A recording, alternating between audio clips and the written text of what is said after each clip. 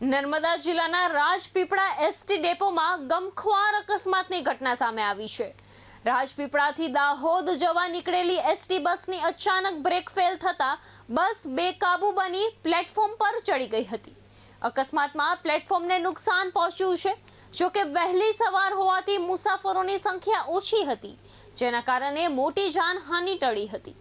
ઘટનાની જાણ થતાં એસટી વિભાગના અધિકારીઓ અને ડેપો સ્ટાફ સ્થળ પર પહોંચ્યા હતા અને બસને હટાવીને કામગીરી હાથ ધરી હતી।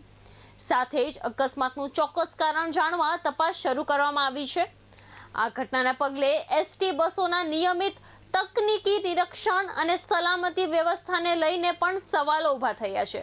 ફેલ થઈ ગઈ, કાં તો તે વેક્યુમને ઓછું હોવાને કારણે બસ ડેપોમાં ગાડી અંદર ઉપર પ્લેટફોર્મ લગીને આવી ગઈ હતી ને કોઈ પણ તે મુસાફરને કોઈ કઈ ઈજા થયેલ નથી।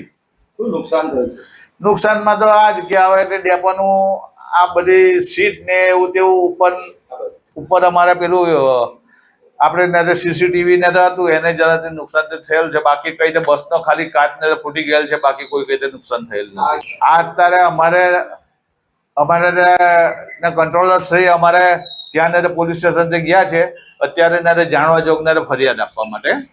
વાત કરીએ તો રાજપીપળા ડેપોની જો બસ હતી તો એને ચેક કરવામાં આવી હતી કે ચેક કરવામાં નથી આવી, શું હતું આખી વાત જો કરીએ? આ ડેપોની બસ હોય તો એને પ્રથમ ચેક કરીને પ્લેટફોર્મ પર મૂકવામાં આવે છે કે નથી મૂકવામાં? અમારા ડેપોની બસ હોય ને સાંજે એને આપણે મેન્ટેનન્સ બધું જ કરવામાં આવે છે, પણ હવે ડ્રાઈવર ભાઈની ભૂલ હોય કે ગમે તે કે કઈ વેક્યુમ ને ભર્યા વગર ને તે ગાડીને આવવા દીધી હોય તો તે વેક્યુમ ન હોવાને કારણે કદાચ બ્રેક કદાચ ઓછી લાગે કે ના લાગે એવું તેવું બની શકે। એમાં ડ્રાઈવરની ભૂલ હોઈ શકે? ડ્રાઈવરની ભૂલ તો હોય જ શકે ને। આ કે ડ્રાઈવરનું શું કહેવું?